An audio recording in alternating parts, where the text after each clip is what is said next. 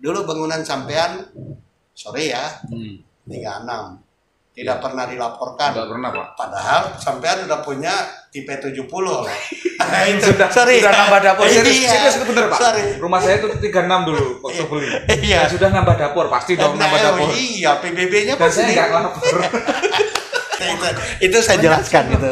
Itu menarik pertanyaan ini untuk masyarakat ya. Iya. Nah, misalnya kita beli ini, nggak apa-apa aja, nggak ada penagih pajak juga di sini kan. Iya, betul. Saya enjoy aja. Iya, tapi nanti begitu Anda transaksi, itu akan kelihatan sih. Dan ini kan sistem mengunci. Iya. Tidak boleh buat transaksi yang lain. Misalnya Anda ada bikin PBB baru. Iya. Karena keperluan. Betul, Mohon maaf. betul. Ini mau saya pakai untuk disekolahkan gitu deh. Ya, mau sekolahkan hutang. Sorry ya. Iya. Itu Gak apa-apa, Pak. Biasa aja itu. Ya, berarti kan dia akan men-tracking. Bayar dulu. Bayar dulu. Karena ini kan bank ada hubungannya. Iya. Ini PBB Anda lunas enggak? Kan gitu. Iya.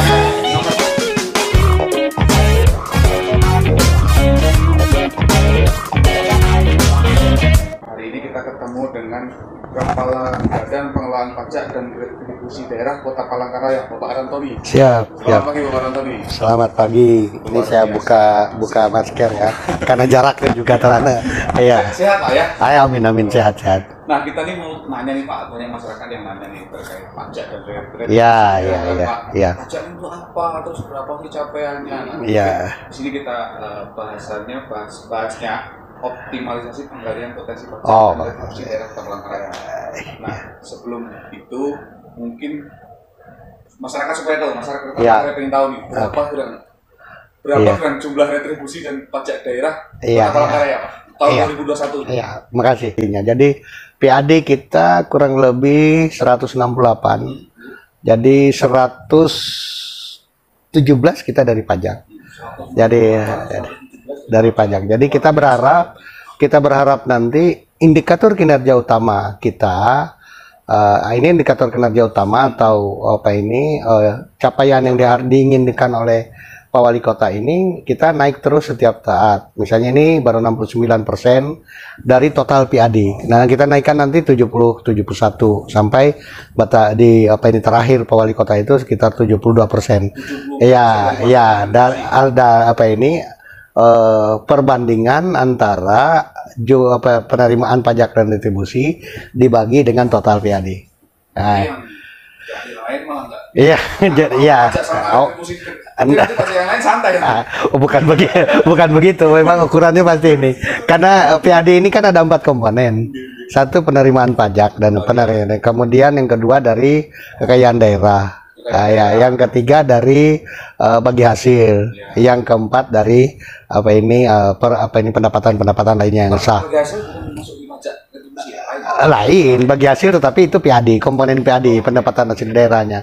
Nah, terus capaiannya Pak? Ini kita lari ini. Pada awalnya kita mentargetkan 113 miliar. 13 miliar. Dari tahun 2020 itu 92 miliar ya. Kita naikkan menjadi 113 miliar. Nah, pada saat triwulan kedua, trennya ini naik terus. Lalu kita naikkan 104 miliar lagi. Kita naikkan dari itu karena trennya naik, lalu kita naikkan di perubahan. Nah, itu nilainya kita tambah 4,1 miliar jadi 17, sekian miliar. Dari 13,17 miliar tadi. Tetapi namanya kita tidak mengetahui. Makanya ada namanya istilahnya di situ ada margin of error. Margin of error itu batas-batas error atau kesalahan-kesalahan yang bisa kita toleransi. Kita mengambil 3-5%. Apa itu? Nah, diantaranya segala sesuatu yang tidak bisa kita duga. Misalnya PPKM kemarin. Dan ini memang berpengaruh sekali dengan realisasi. Jadi totalnya dari 117 itu sekian itu kurang lebih 114, sekian. Jadi naik 1 miliar dari murni. Dari 113, tetapi kalau kita lihat secara keseluruhan setelah kita naikkan sebelum itu PPKM itu capaian akhirnya kurang lebih 97,49%.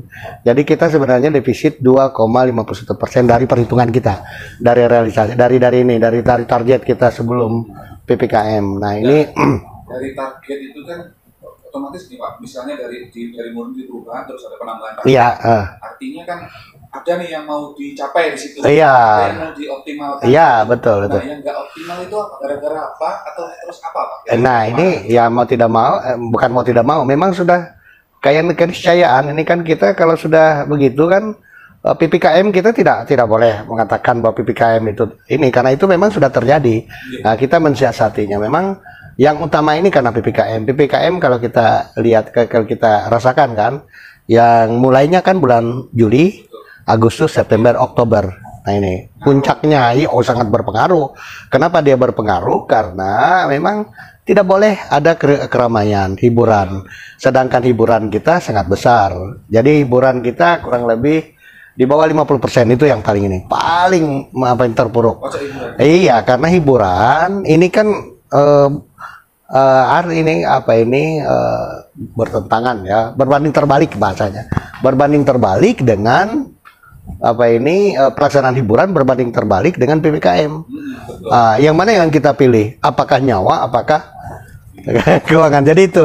Jadi kita bahaya, tetapi dari sisi anunya ada kepentingan kita kalau tidak dibuka pajak akan kurang imbasnya lebih. Tempat hiburan yang ditutup tapi lain ya itu. Nah itu yang pertama. Yang kedua yang berpengaruh adalah pajak ini yang kurang, pajak reklame. Nah reklame ini hanya mencapai 78%. Jadi 78% karena reklame ini ada hubungannya dengan pemasangan reklame bangunan-bangunan baru yang memerlukan IMB. Jadi reklame itu bisa dipasang kalau di IMB. Sekarang IMB berganti menjadi PBG. PBG persetujuan bangunan gedung.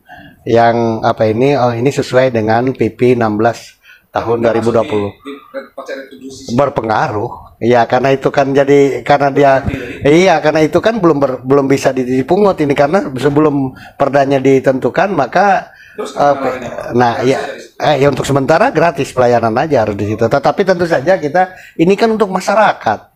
Tentu saja ada trickle down efeknya pada tahun-tahun yang akan datang. Kita ini kan. Perdanya mau dibahas ya? Sedang dibahas dan ada kebijakan wali kota memberikan ada peraturan wali kota, peraturan wali kota untuk ini melaksanakan pelayanan itu, tetapi untuk sementara belum diperhitungkan retribusinya. Nah, dan pajak itu kan berpengaruh karena IMB tidak ada, belum jalan, maka untuk ini kan tentu saja berini juga berpengaruh pada jadi dia karena tidak ada itu belum dikeluarkan IMB atas APBG-nya, maka kita tidak bisa menarik reklame. Itu jadi kurang lebih 18% lah kurangnya karena 78% gitu. Kemudian hiburan yang hubungan juga dengan PPKM adalah parkir tidak kita capai. Memang parkir ini kita naikkan dah. Kalau dari target murninya sudah tercapai, tetapi karena kita naikkan, karena kita lihat bangkitan dan tarikan transportasi sebelum PPKM itu lumayan, kita naikkan lagi. Tetapi begitu PPKM kan bangkitan dan tarikan transportasi, hiburan berkurang, orang ke hotel berkurang, orang restoran berkurang. Nah itu dia. Tetapi kita hotel dan restoran karena pengaruh kita pemasangan alat perekam usaha jadi agak lumayan ya. Jadi itu tercapai, bahkan hotel itu mencapai 104% dan restoran itu 103%, 101%. Ya alat perekam usaha. Berarti terlihat di sana. Iya, tidak bisa dibohongin. Jadi berapa transaksinya, setelah transaksi dipotong sendiri akan kelihatan berapa pajak masuk di program ini. Baik enggak usah. Nah, dia kan ada namanya, makanya disebut iTech, intelligent tech. Jadi ini kan ada alat di cash register mereka itu dimasukkan alat. Nah itu merekam transaksi, tetapi tidak merekam yang lain-lain lah. Retribusi. Ya retribusi ini targetnya 15 miliar saja. 2021 dan tercapainya kurang lebih 10 miliar atau ada kurang 5 itu 71,79%. Jadi kalau dia pajak itu capaiannya 97,49%, tetapi kalau dia retribusi 79%. Apa yang sama kayak pajak tadi, apa yang pengaruh tetap pengaruh. Itu kan misalnya yang sangat berpengaruh wisata, pariwisata kan besar itu kan. Pariwisata, hiburan itu kan ada retribusi. Karena ya parkir malah naik memang retribusi. Dia ada dua, bukan parkirnya ada dua. Dia parkir, pajak dan retribusi. Tapi kita sambil ngopi kan sesuai dengan ngopi kan, ngobrol penuh inspirasi, ngobrol pagi penuh inspirasi. Ayo Mas sambil ngopi. Nah.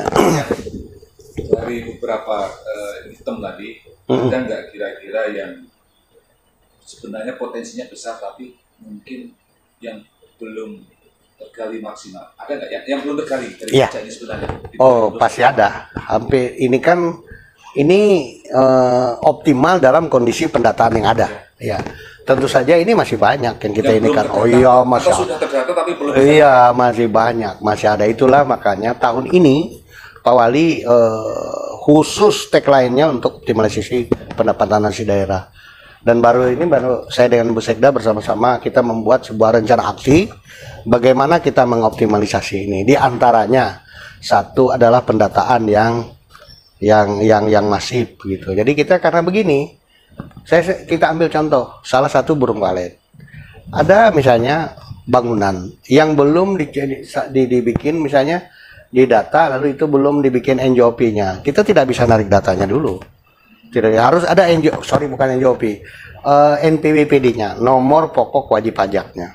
Kalau si pemilik sarang wali tadi nggak membuat NPWP? Nah kita dorong, kita harus ini kan, ada jemput bola, karena itu kewajibannya. Karena kalau nggak ada itu kita nggak bisa narik.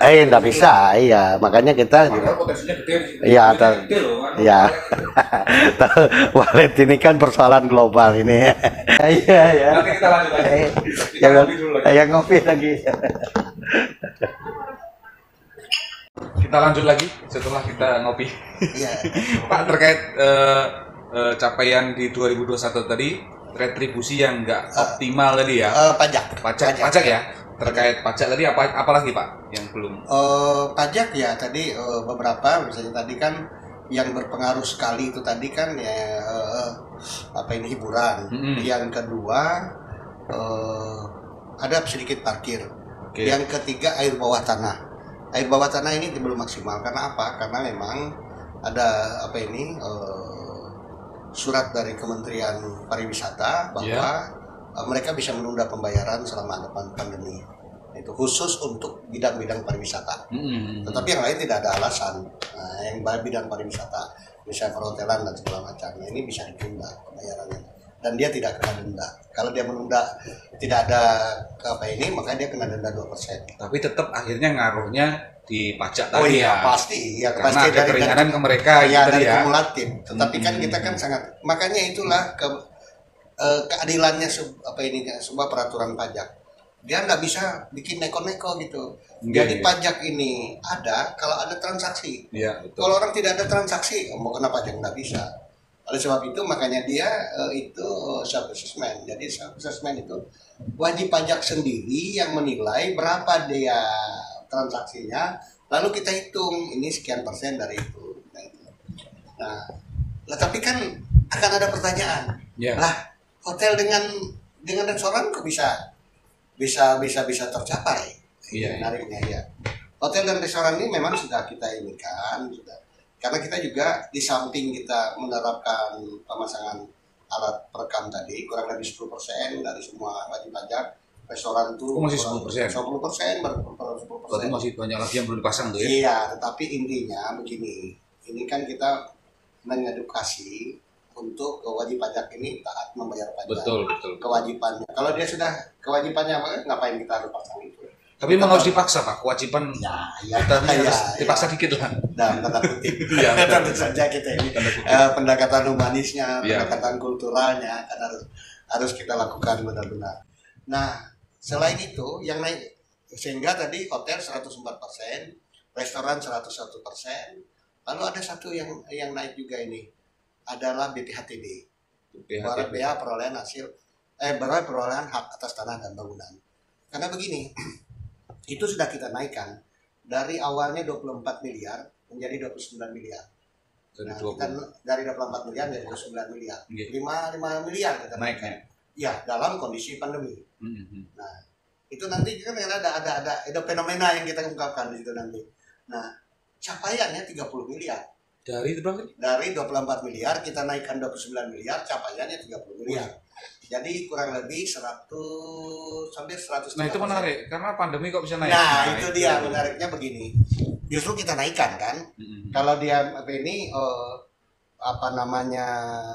hotel itu dari 850 kita justru turunkan menjadi 805, tapi capaiannya 103 miliar, 103%. Jadi kita takut memang kita kan lihat dari tren lainnya. Kita bisa analisis tren lainnya berapa setiap ini kan kita tahu sumbangannya berapa dan kita bisa prediksi ini sekian. Nah, tetapi bagaimana dengan BPHTB tadi karena menarik fenomenanya. Karena begini kami ini kan dalam kondisi pandemi seperti ini tentu saja saya mengatakan turbulensi ekonomi dan tanda kutip ya, ada gejolak ekonomi. Betul. Nah, pasti orang akan memandang ke 4 komponen. Apa itu? Orang ya pemodal kan atau pemilik ini modal. Orang yang punya modal, orang punya ya bukan sedikit ya, punya saving yang lumayan, maka mereka tidak akan memikirkan menginvestasi uang. Pasti mereka akan satu pemikiran pasti di logam mulia. Nah, ini kan salah satu. Logam mulia kan fluktuatif juga, antam. Tetapi kalau kita lihat koran hari ini, koran beberapa hari ini, 1 atau 2 hari ini, antam kelihatan naik. Karena justru karena Omikron. Hari ini rasanya korannya. Lalu yang kedua, tetapi kemarin fluktuatif, sehingga mungkin emas tidak terlalu banyak. Yang kedua adalah orang kan beralih ke asuransi. Nah, kalau dia sudah punya asuransi kan tidak ini lagi kan. Maka yang ketiga, kemungkinan dalam tanda kutip ya, valuta asing. Nah, ini bermain balas. Tetapi itu kan hanya beberapa segelintir orang yang paling banyak dia bermain properti, mengakuisisi properti. Setiap ada transaksi properti maka akan lahir BPHTB. Nah, di sinilah yang kita tangkap ini, lalu kita mengambil itu. Ini penyumbang terbesar dari PAD kita. Mungkin bisa kita lanjut di tahun 2022. Oh iya. Nah, targetnya seperti apa? Berapa? Naiknya berapa? Ya. Jadi untuk tahun 2022 saya tidak hitung berapa persen, tapi yang jelas kita menaikkan 14 miliar.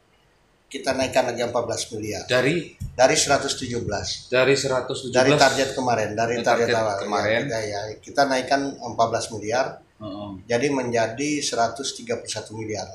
131 miliar. Nah, untuk mencapai itu pastinya kan sudah ada perhitungannya, Pak. Oh iya. Apa potensi yang mau digali? Iya. Nah, apa yang kira-kira yang mau digenjot nih, Pak, di tahun 2022 ini?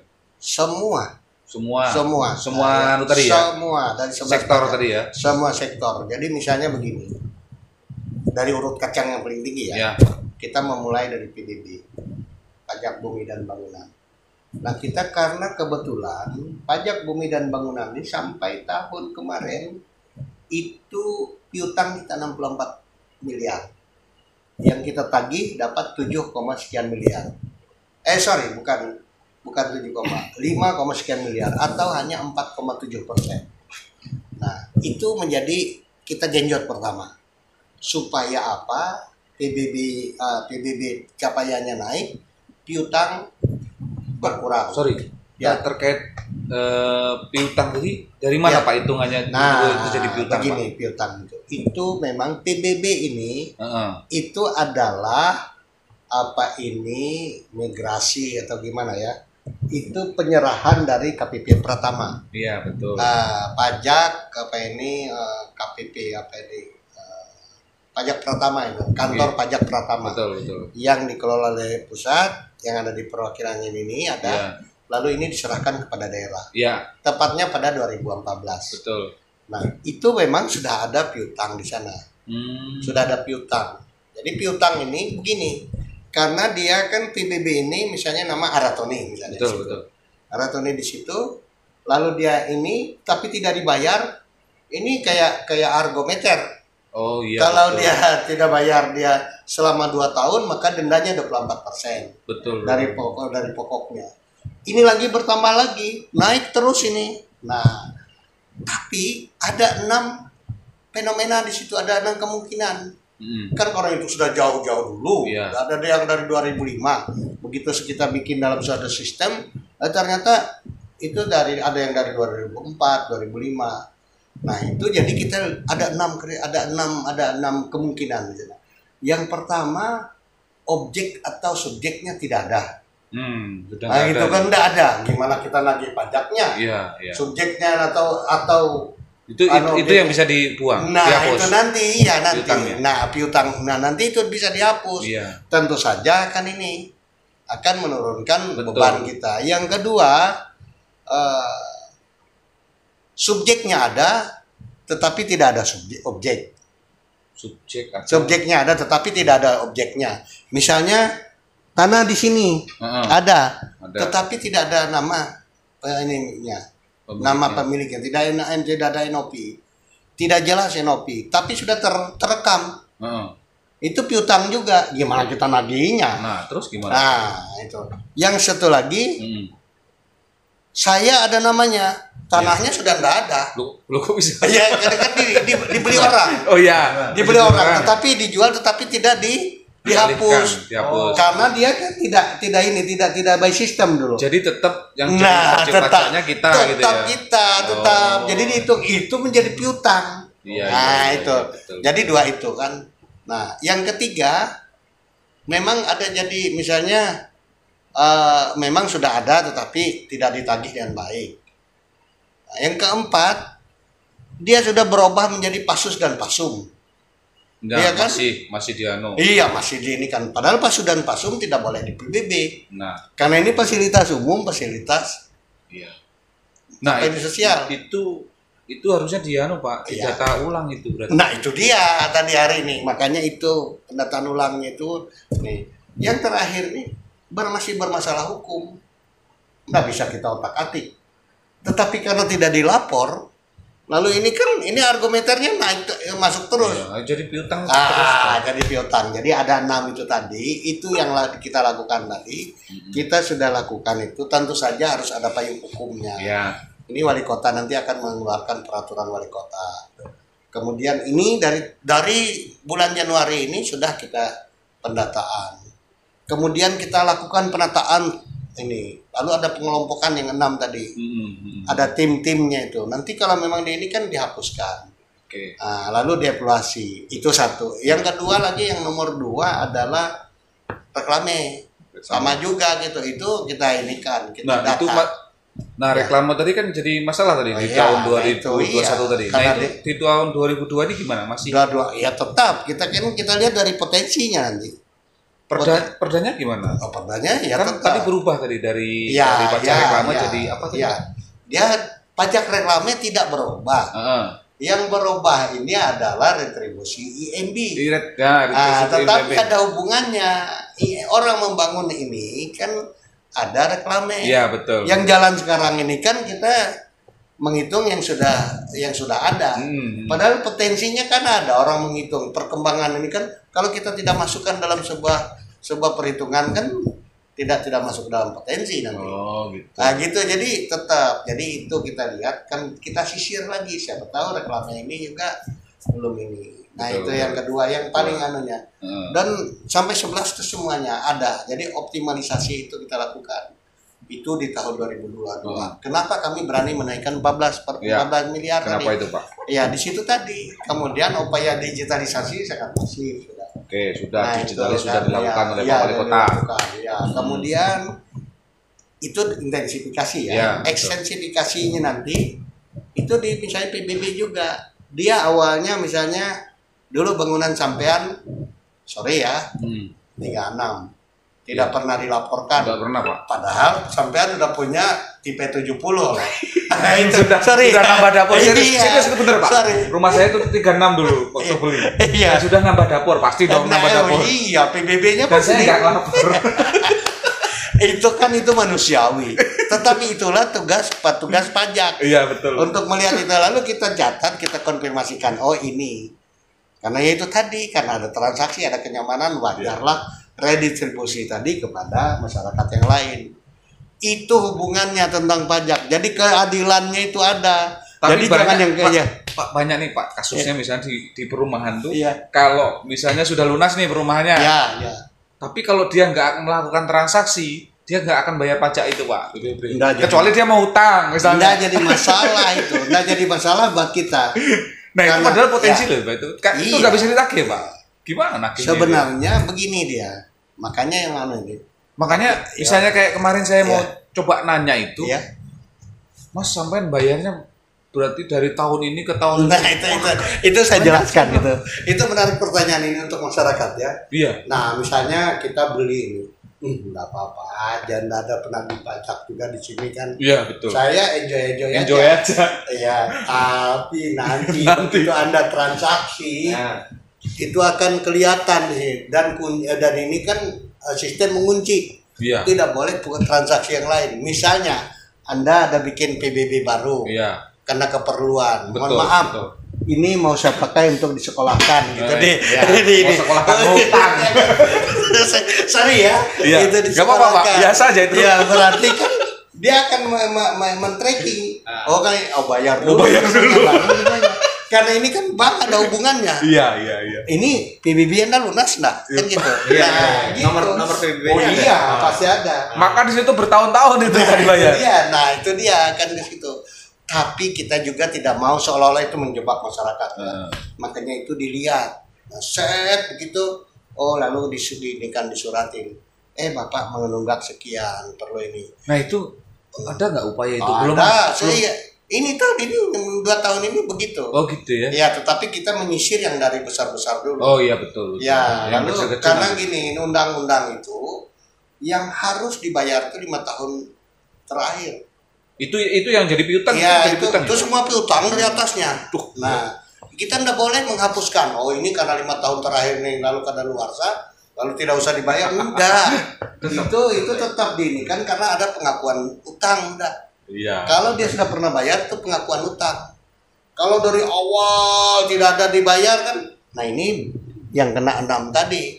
Apakah ini sudah dijual ataukah ini hanya ada namanya tidak ada barangnya? Padahal kalau kita rutin bayar tuh murah aja sebenarnya. Murah, Sangat murah, murah. sangat murah. Karena kita itu Ya. tunggakan itu karena akhirnya. tunggakan. Dan yang jadi celaka lagi Pak, kalau kita mau pajak rumah kita nih ya, ternyata ada misalnya contoh kasus nih. Ya. Kita harus pajak beberapa rumah, ada 10 rumah di situ. Kita yang nanggungnya. Betul. Begini. Kenapa bisa gitu? Begini ya. Saya ngambil ya. Aratuni punya 1 hektar, ya kan? Bahkan PBB-nya atas nama Aratuni ya. Kemudian saya punya 1 hektar nih, saya bikin Peta-peta. petak-petak, lalu kita bikin Nama-nama. BTN. Mas Budi, Mas Yoda misalnya. Iya. Lalu itu kan sudah dipecahkan. Iya. Nah, padahal pajak utamanya belum saya bayar PBB-nya. Teman-teman nggak bayar kan?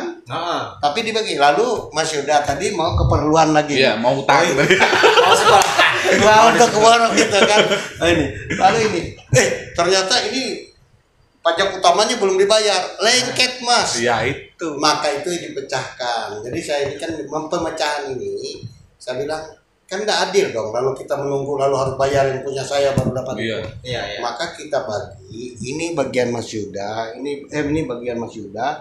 Ini bagian Mas Budi. Dari sejak kapan nih belum dibayar? Nah ini yang kita ambil kewajiban Anda. Misalnya dari saya bangun itu tahun 2010, lalu Anda dari 2016. Jadi dari 2016 itu kan toh yang ini nanti kan ada hitungannya dengan sistem. Iya. Oke. Nah begitu yang utama tadi dia tidak ada bisa ada lain boxing juga dia harus bayar secara penuh. Nah gitu. Nah gitu yang kita dapatkan. Menariknya di situ pajak itu. Terkait target di tahun 2022 tadi. Ya. Nah, strategi apa yang paling jadi senjata Ya. untuk Pak Rantoni ini? Ya, strategi itu optimalisasi pajak Ya, ya. setelah. Nah, memang ini kan tagline 2022 memang optimalisasi PAD. bukan hanya optimasi PAD lah. bukan hanya pajak, berarti retribusi Betul, dan betul, lain betul. kekayaan daerah lainnya. Iya, betul. Itu harus diinikan, dieksplor semua.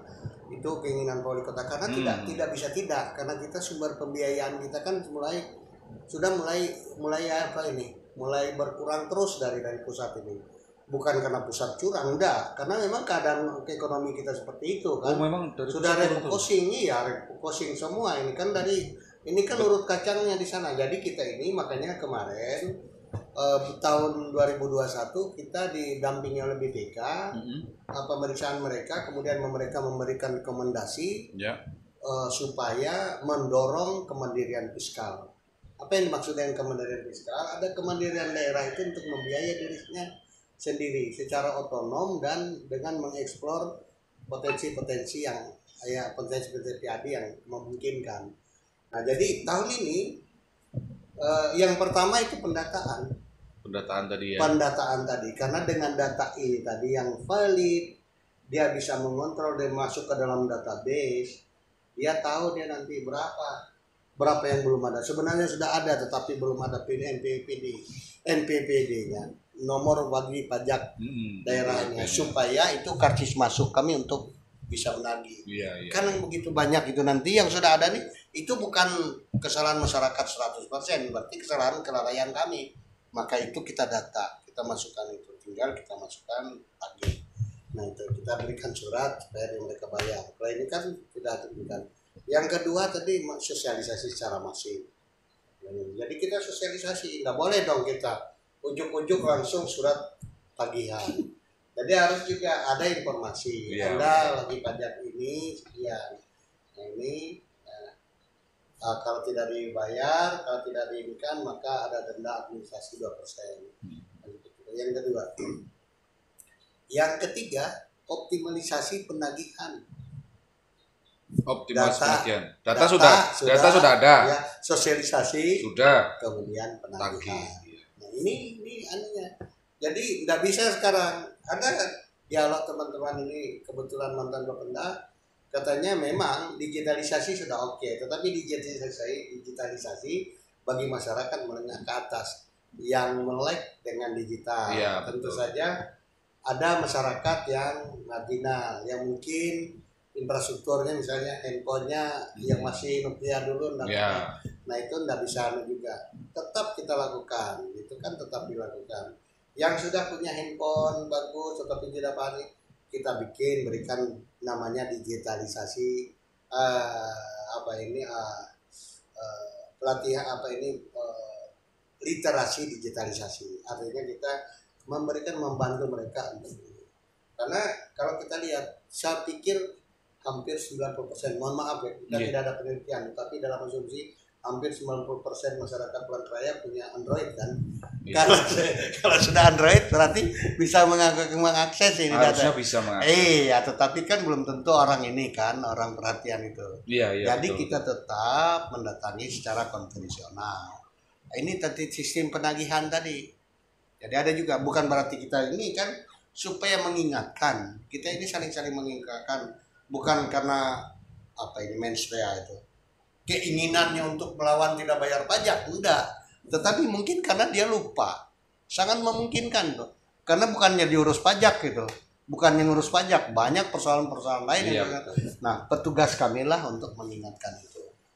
Untuk target kan tadi sudah ditarget nih tahun 2002. Pak Rontoni optimistis enggak tahun itu tercapai atau melebihi? Ya. Itu kan tidak ujuk-ujuk kita ini kan. Jadi itu kan target ini kan berhitungan berdasarkan perhitungan. Betul. Tren lainnya itu artinya kecenderungan, garis kecenderungan itu kan bisa dihitung.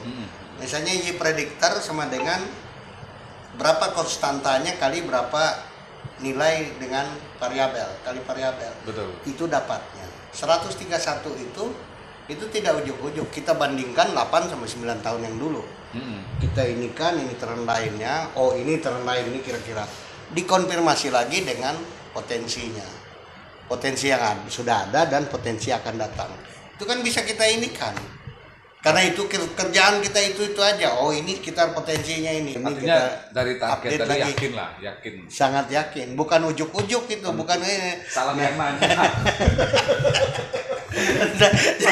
pasti yakin lah. Iya. Sudah diperhitungkan Iya, sama Pak karena Antoninya. oleh sebab itu Aduh, begini, iya. begini Mas. Betul, Pak. Kita dalam ini kan coba lihat ini kan. Arti 3 sampai 5% margin of error. Apa artinya?